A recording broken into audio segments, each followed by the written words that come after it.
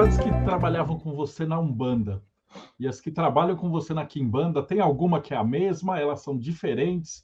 As que trabalhavam na Umbanda saíram, continuaram? Você podia fazer um pouquinho desse... Teve entidade que eu não chamei mais, até pelo próprio desgaste que me ocasionava. Mas aí eu vou voltar um pouquinho mais. A minha história começa na Quimbanda, antes de iniciar. Eu vou conversar com a pessoa, né, que se tornaria o meu futuro iniciador, e ele meio que desconversa, porque ele não estava afim de iniciar ninguém. Ele não estava afim. Ele já tinha situações dentro da família onde ele se iniciou, e ele não queria multiplicar o problema na cesta. E, cara, eu insisti, hein? Eu peguei no pé do velhinho um tempo, eu enchi o saco dele um tempo. E aí chegou uma hora, eu falei, quer saber? Não quer fazer? Não faz também. Era bem cabeça quente. E larguei mão.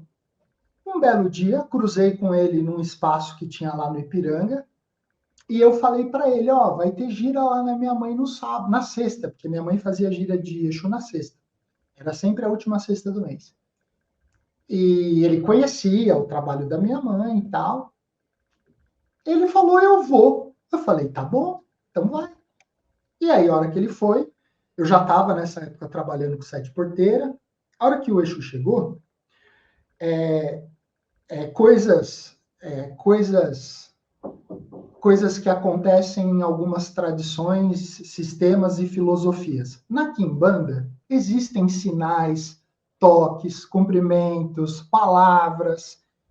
Quando você inicia, você recebe um nome iniciático. Só que você também recebe um apelido.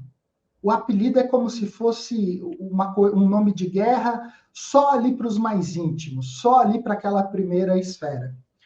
E a hora que o Exu chegou, brincou com um, brincou com outro, chegou nele e falou assim, cumprimentou ele e falou, e aí, fulano? E chamou ele por um nome. E aí ele contando depois, né, que a hora que ele ouviu, ele parou, olhou, aí o Exu reforçou, falou de novo e cumprimentou ele de um outro jeito. Aí chamou ele para sentar no chão, conversou, piriri, pororó, trocaram bebida e foi isso. Passou umas 2 semanas desse trabalho, ele me mandou mensagem, falou, preciso falar com você.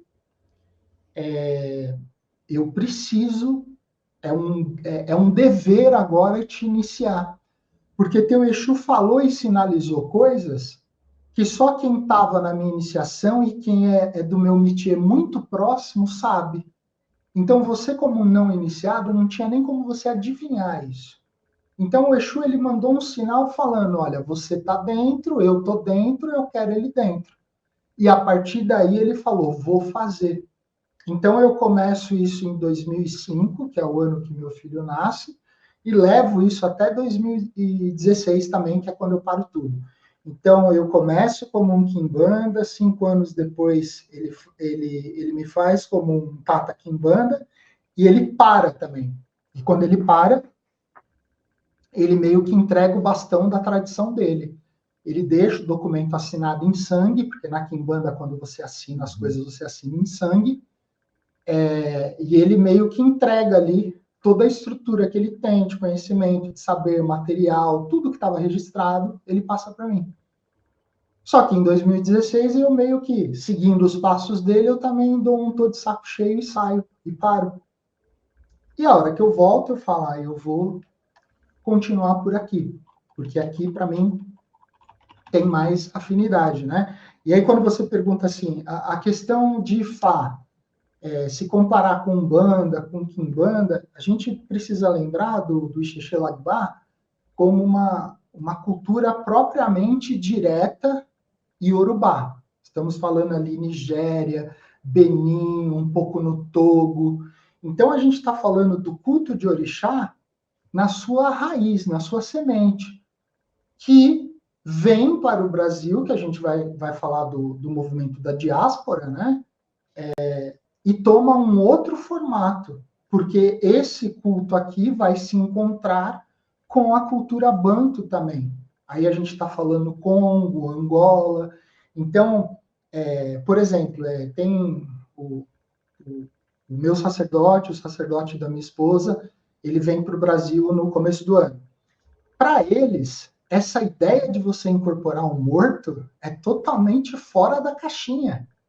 Porque para eles existe o orixá, que é um indivíduo que, a partir de um clã, de uma família, foi divinizado, e tem os ancestrais ali da linhagem de sangue deles. Agora, você falar assim, não, eu estou incorporando um espírito que morreu lá em Manaus. Imagina, os caras, alguns deles ficam até apavorados com a ideia.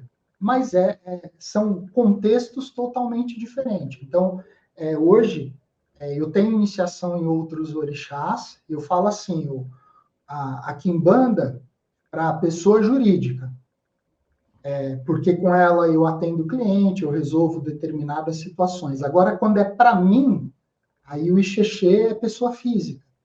Então, eu transito hoje somente em 2 sistemas, porque eu dei uma enxugada, uma porrada de coisa que eu estava enfiado, e aí eu uso, e essas coisas, elas coexistem num espaço físico, porque aqui onde a gente está é uma chácara, elas coexistem no espaço físico, mas elas não se encontram.